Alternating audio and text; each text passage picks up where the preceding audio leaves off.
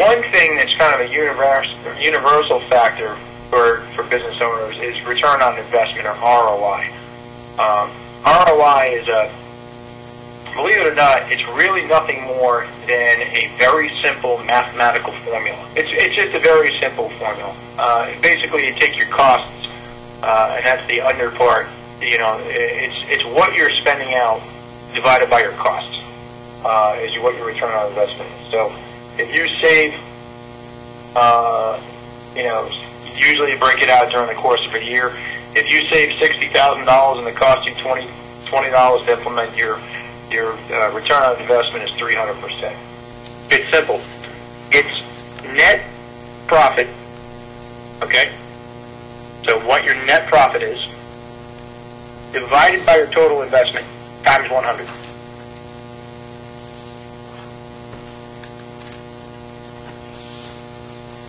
All right. So that's the math on it.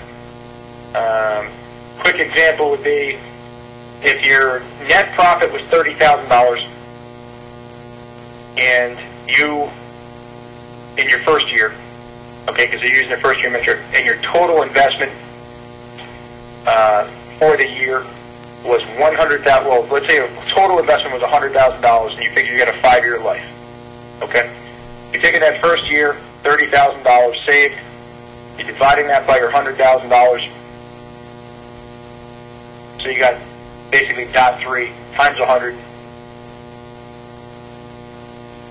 And you got 30, okay? Your ROI number is going to be 30. All right, roughly 30%. So you get a 30% return on investment first year. Now, if you're going to replicate that over a 5-year span, that 30% times 5, you're going to have 150% return, a total return on that investment over 5 years. So it's a very simple mathematical formula that gives you the ability to break out what your return is versus what you spent. Now, that simple mathematical formula, actually I kind of jumped ahead to how do you measure ROI, but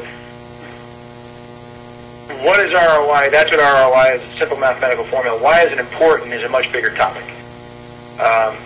Return on investment is important because a lot of MBAs say it is, for one. So a lot of people buy into it as an important measurement tool. 2, almost every business owner realizes that if they're going to put money and time or effort into something, that they ought to be getting something out of it. It's the most, rudimentary business person knows this. And I consider anybody in business somebody who's got even $1,000 invested in something.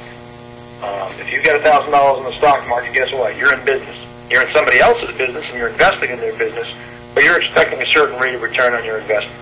If you're buying bonds, you're expecting, some sort of small yield usually as a return on investment. You're going out and you're putting insulation in your building. You're trying to see how much money you can save. You're looking for return on investment. Changing the way you do business in terms of the paper you use, or the office supply company that you picked, or the way that your inventory is managed. You're expecting some type of return on investment, and it's the bottom line. It's what everybody cares about in terms of what they're putting out for time, energy, efforts, and what they're getting back. And business owners will beat you up with this. Show me the ROI. Show me the ROI. Why should I go green? Is it just a fad? Is there a reason to do this? Give me the business case. It's important to you because it's important to them. If you're a Green Team Challenge manager, a Green Team champion, you want to know that your boss is thinking about ROI because guess what? They probably are. If you're a business owner, you are already thinking about ROI in some shape or form. If you're a green consultant, you better be thinking about ROI because you know your client is. That's what.